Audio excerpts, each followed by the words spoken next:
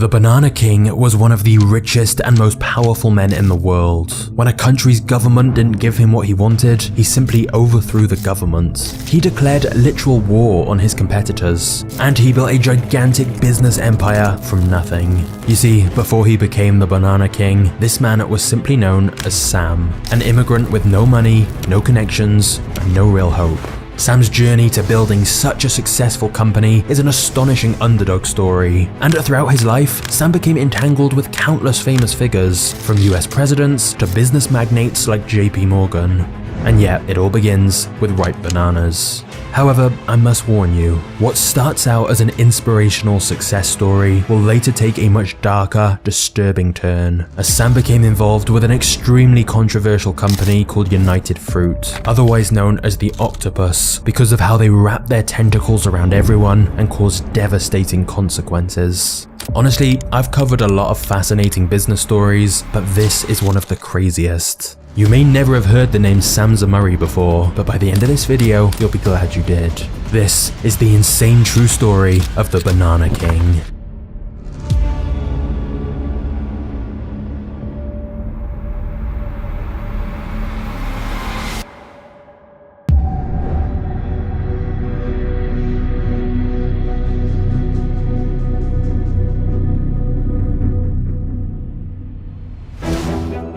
Sam Zemurray was born in 1877 and grew up on a wheat farm in western Russia. However, Sam's father died early in his life, and this put the family in a very difficult financial situation. Times were tough, and Sam knew he wanted more from life. And he also knew that his uncle lived in America, where he ran a modest grocery store. So, at the age of 14, Sam decided to go and join his uncle and try and build a new life for himself. Sam took every last penny he had and embarked on a one-way trip to the United States. Despite arriving with literally no money, Sam's plan was simple: start from the bottom and work his way up. And thus, initially, Sam worked for his uncle doing odd jobs in his store, like stacking the shelves. But Sam always tried to learn as much about the business as he could. He tried to talk to suppliers and customers and figure out what they wanted. Sam also took on a series of other odd jobs: tin merchant, house cleaner, delivery boy, all whilst trying to save as much of his small paychecks as he could. That way, when the right opportunity came along, he'd be ready. And that opportunity presented itself in 1893, when Sam's life changed forever. Because in 1893, just a couple of years after arriving in America, Sam saw his first ever banana. Now, here's the thing. In the late 1800s, the banana trade in America was still new, and very few Americans had ever seen a banana before, let alone eaten one. It was considered kind of a strange exotic luxury. So needless to say, when Sam saw that first banana on sale, he was intrigued. He likely bombarded the salesman with questions about what it was and how much it cost. By this point in his life, Sam had realized that to make serious money, his best option was finding a product to sell, instead of just working for other people. And for some reason, Sam was drawn to the idea of selling bananas. After seeing that first banana, Sam made his plan. He would head to the nearby port called Mobile, which is where the fruit boats arrived from Central America. Sam was then going to purchase some bananas of his own and sell them in the local area. It was a simple enough business idea, and nobody could have possibly predicted the incredible series of events this decision would cause.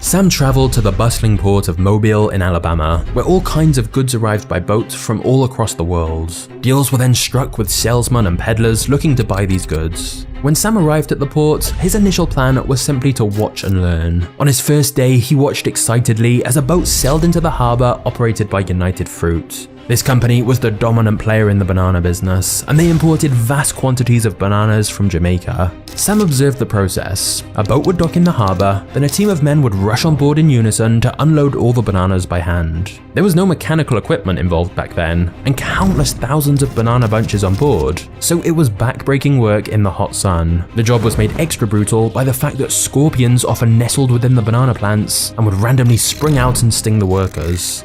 But as Sam watched on, he noticed something curious. After the bananas were taken off the ship, agents from the company sorted them into 3 piles. One pile was the greens in perfect condition. These were the bananas that would last the longest and thus could be sold for the highest price. They got loaded onto trains and shipped off around the country. Then, the next pile was the yellow bananas that were starting to turn. These wouldn't last quite so long, so were sold to local store owners and peddlers at a discounted price. And then the final pile was the ripes, bananas with black freckles on. Even though these were still perfectly good to eat, they wouldn't make it to market in time to be sold, because in less than a week, they'd go soft and start to smell. Thus, as far as the company was concerned, these ripe bananas were basically worthless. Now, back before refrigeration was perfected on ships, up to about 15% of all bananas in a shipment could end up in the ripe pile, as once one banana starts to go ripe, it causes other bananas nearby to ripen too, and thus these ripes were the enemy of those in the banana business. And yet, Sam became fixated on this big pile of ripe bananas which nobody was buying. Whereas all the traders seemed to view them as trash, he saw them as an opportunity. Maybe it was because of his upbringing where food had always been in short supply, but Sam knew a ripe banana could feed someone just as well as any other banana. The only reason most traders never bought them was because you only had about 3 to 5 days before they were unsellable. You had to sell them all fast, or you'd end up with a pile of worthless black goopy bananas nobody wanted. And most businesses figured they wouldn't be able to sell them all in time, so it wasn't worth the risk or hassle. But Sam was willing to bet on himself. In total, he had $150, literally his entire life savings from all the jobs he'd been doing in recent years. And so, once most of the green and yellow bananas had gone, Sam walked down to the pier to negotiate a deal. For the company agents selling the bananas, this must have been a bizarre encounter. A guy less than 18 years old with a thick Russian accent asking to buy a few thousand of the leftover ripe bananas at a heavily discounted price. However, since the company often couldn't sell these ripe bananas, they were more than happy to agree to the discount Sam asked for. And thus, the deal was done, and Sam was in business. He didn't quite spend the full $150 on bananas though, as he used some of the remaining money to buy a boxcar on the Illinois Central Railroad. This allowed him to transport his bananas to various different cities and sell them directly from the boxcar of the train. In theory, Sam's plan made sense. As long as he could sell all the bananas very quickly, he'd make a tidy profit, since he'd got them at a discount. But it's important to be clear just how high the stakes were. Sam was betting his life savings on ripe bananas. He was now entering into a race against time, as he would have just a few days to sell them all before they went bad. And thus, Sam bought a train boxcar for his bananas, and the train set off the following morning. Unfortunately, Sam had now spent all his money, so whereas most people would pay a few extra dollars to get one of the beds on the train, Sam had no choice but to sleep in the boxcar with all his bananas. But Sam didn't mind. He was excited. He'd done the calculations and was confident he'd have just enough time to sell them all.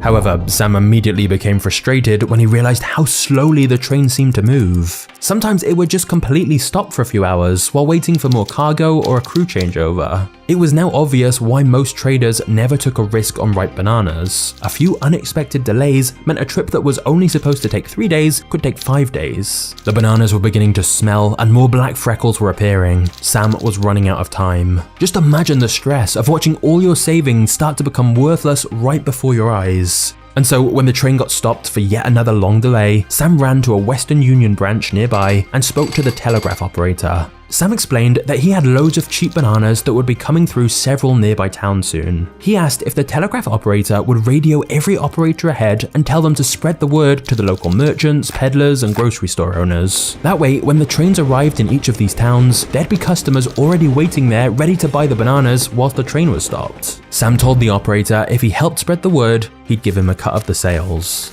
And sure enough, this worked. When the train pulled into the next few stations, customers were waiting to meet Sam at the platform, ready to buy these cheap bananas they'd been told about. Because Sam had bought them cheap, he could sell them fairly cheap. And by the end of the week, when the train reached its final destination, he'd sold all the bananas. At the end of it all, Sam was left with $190, meaning a $40 profit for a week's work. But remember, this was the 1890s, so that would work out roughly around $1,400 in today's money. It was more money than he'd ever had in his life, and Sam was thrilled. Not only had his first venture been a success, he seemed to have found a niche in the market with these ripe bananas. There was no way he could have competed with the big established companies if he'd been buying the green bananas. But most companies didn't bother buying ripes because of the stress and relatively small profit margins. And so that was Sam's way in. He could be faster than them. Within just a couple of weeks, Sam returned to the port once again to buy more ripe bananas and repeated the whole process. And then he did it again and again. Every single trip was a gamble, and Sam's life became a blur as he rode from town to town with his boxcar full of ripe bananas, racing against the clock to sell them all. But before long, Sam had perfected his system and gained a bit of a reputation. He simply became known as Sam the Banana Man. However, whilst many respected his hustle, seeing this young guy going back and forth with his ripe bananas, most people would have likely just dismissed him as a hard-working fruit peddler,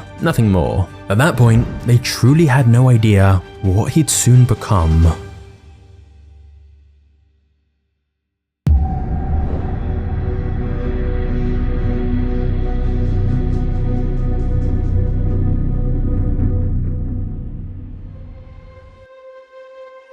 Sam moved to live near the docks, so he'd be there first thing in the morning when the ships came in and buy every ripe banana he could. The companies who imported the bananas were always happy to see him, as he was one of the only people who actually wanted to buy their ripes. But Sam developed a system where he would further categorize the ripes based on how ripe they were. Those with just a couple of black freckles could easily last 5 or 6 days, whereas the overripes would need to be sold first in the nearest towns. By sorting through them like this, it meant he had a clear order of what to sell first. In 1899, Sam sold 20,000 bananas. By 1903, he was selling well over $500,000 a year. But in 1903, something else very unusual happened. The president of United Fruit, the largest company in the banana business, asked to meet with Sam. United Fruit's president said he liked Sam as he was a risk taker, and during their meeting, the two men agreed a deal. The contract they signed said that all the bananas United Fruit imported that were ripe or turning ripe would be exclusively sold to Sam Zemurray. This seemed like a win for both sides. United Fruit would have a guaranteed buyer for all their ripes, and Sam had a guaranteed supply of products to sell without needing to endlessly negotiate new deals. What had once seemed like a crazy idea now looked like a very wise business move. By just 21 years old, Sam had over $100,000 saved up, which, adjusting for inflation, would have made him a millionaire in today's terms. And so, if we stop the story right here, it would simply be an underdog success story. But Sam did not stop there. He tasted success and wanted more. The truth is, Sam the Banana Man was just getting started.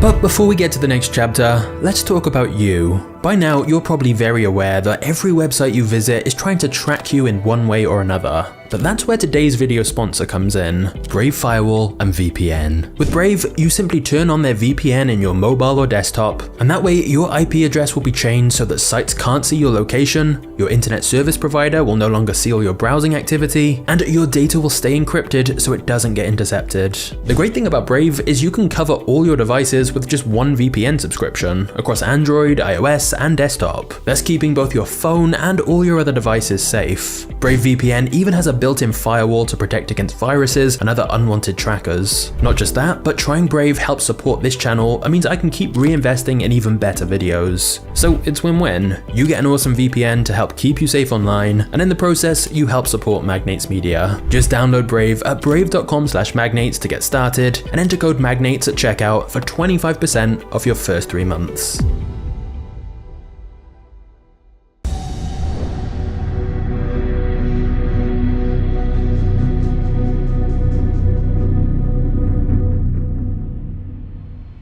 Sam had had huge success selling ripes, but after a few years, he felt he'd gone as far as he could with that business model. Sam now wanted to expand and get involved in even more lucrative elements of the banana business. For example, rather than just buying the ripe bananas United Fruit had already imported, Sam wanted to import bananas himself from Central America. He could make a lot more money doing this, but it would mean making deals with farmers overseas, as well as buying a fleet of ships to transport the bananas to the United States. And all of this meant he needed both help and investment money. So Sam struck up a partnership with a man named Ashbel Hubbard, and together they invested in a fleet of steamships and also acquired a business called the Cayamel Fruit Company, which owned 100 acres of land in Honduras, a perfect climate for growing bananas. The plan was to agree deals with farmers out there, then import bananas from Honduras to the United States. But what's interesting is that United Fruit also agreed to put some money in for a small minority stake in Sam's new business and became a silent partner. Given that Sam's new business would be a competitor to United Fruit, this may seem odd, but actually it was standard practice for United Fruit. The reason the company had the nickname El Pulpo, meaning the octopus, is because they wrapped their tentacles around every company in the industry. If you were in the banana trade, United Fruit either owned part of your company or were actively trying to destroy you. This is how United Fruit had risen to dominate the industry, making countless deals with independent banana farmers, importers, and sellers, and then absorbing them into their faceless conglomerate. But United Fruit were strategic about this. Even though they could wipe out all their banana competitors if they wanted to, they deliberately allowed some smaller companies to survive so that they wouldn't be in breach of the Sherman Antitrust Act, which was designed to break up monopolies. So United Fruit let some competitors exist, like Sam and his new Caramel Fruit Company, as proof to regulators they didn't have a monopoly and there was plenty of fair competition. But the actual reality was that United Fruit dominated the banana industry. They had most of the money, planted the most fields, controlled the supply and demand, and even controlled one of the world's largest private navies, 115 ships called the Great White Fleet. So at this point, Sam was very much a small player in the banana business compared to United Fruit. Of course, moving from just selling ripes to actually importing bananas was a big step up, and Sam was now making hundreds of thousands of dollars per year, but it still wasn't enough for him. Plus, even though Sam was now importing bananas himself, the majority of his money went on paying farmers, sailors, local officials, and working out deals with exporters. The reason United Fruit was so dominant was because they controlled the entire supply chain. Sam realized that unless his business actually grew their own bananas, he could never seriously compete with United Fruit. If Sam wanted to take his business to the next level, he needed to be involved in every step of production. And thus, Sam made the decision to leave behind his life in America and head to the jungle.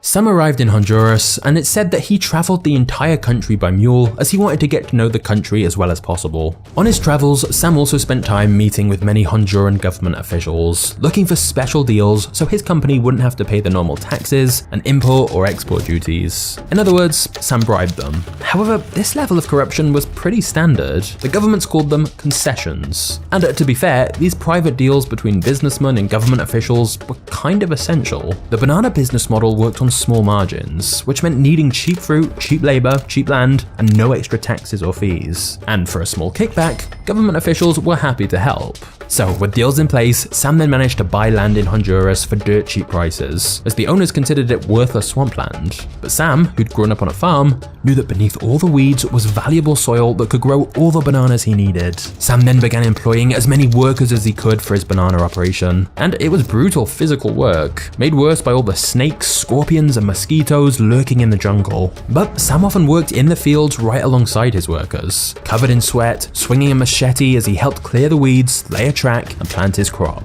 And thus, Sam and his team began turning these barren lands into fertile banana farms. Sam actually had contempt for his competitors in the banana trade, who mostly operated their business from boardrooms in America, totally detached from the banana lands where the product was actually grown. Unlike most business executives of other banana companies, Sam embraced the Honduran way of life and became quite friendly with some of the people there. He'd go for drinks with the locals and made a lot of effort to learn their language. Sam also told the locals he'd bring them good jobs. And to his credit, he paid substantially more than other employers in the area. Still dirt cheap wages, but less dirt cheap than competitors. In fact, after the fields had been planted, a town was built for the workers, essentially a small village in the middle of the wilderness where they could live. And that's where Sam spent a lot of his time too. Those years working in the jungle gave Sam an experience in the banana business none of his competitors had. They all worked from offices. Sam had been on the front line, and thus he understood every element of the process, from clearing the jungle, to planting the crops, to exporting the bananas, and then the bananas being sold to customers overseas. Sam would later say that the fact he understood every role within the business and supply chain was the real secret to his success. But at the time, his competitors all thought Sam was crazy, especially as there were stories that Sam would often try bizarre experiments. Like at one point, he ate only bananas. Then he ate everything but bananas. He also tried standing on his head after meals because he'd heard it was better for digestion. It's fair to say he was an interesting character. But regardless, business was going well. With all of the deals Sam had negotiated, he was able to export bananas just as cheaply as the industry leader, United Fruit. And thus, Sam wanted to keep expanding his business further. He had relentless ambition and drive, and began looking for even more land in Honduras, which of course would require more workers and more money. They'd also have to build more infrastructure, like roads and railways so that the bananas they grew could easily be transported to the docks and shipped off to the United States. The problem was, Sam had already taken out so many loans that no bank wanted to give him any more money. The banana business is risky. Bananas are vulnerable to the heat, to the cold, to lack of rain, to floods, to disease. Basically, there's a lot that can go wrong. But Sam spoke to his business partner back in America and explained he felt this was a golden opportunity and they had to act fast to buy up as much of this cheap banana land as possible before anyone else did. They needed to scale as quickly as they could and go all in. Sam's business partner did not feel that way. He couldn't believe Sam wanted to take on even more risk, and he instead suggested they should wait and see how things go with the land they already have first, and then gradually reinvest after paying off some of their current loans. Clearly, the two men had different visions and risk tolerance, and so Sam offered to buy out Ashbel's share of the business. Ironically, Sam took on even more debt to finance this deal. And since he was already maxed out on credit from banks, Sam took on loans from more nefarious organizations, such as gangsters and loan sharks. Some of these charged interest rates at almost 50%. But Sam now had the money he needed to expand even faster. And after buying out his business partner's shares, Sam owned 90% of the company, with United Fruit owning the remaining 10%. Sam now had full control to do what he wanted, and he was essentially betting everything on this. It was literally all or nothing. He was either going to build an empire or lose everything. In the next episode in this series, we'll look at how Sam overthrows a government and goes to war against United Fruit. We'll also look at the dark side of the banana business, which is honestly pretty insane. It involves massacres, CIA coups, and lots more. So just click the thumbnail on screen now to go to part 2. I'll see you there.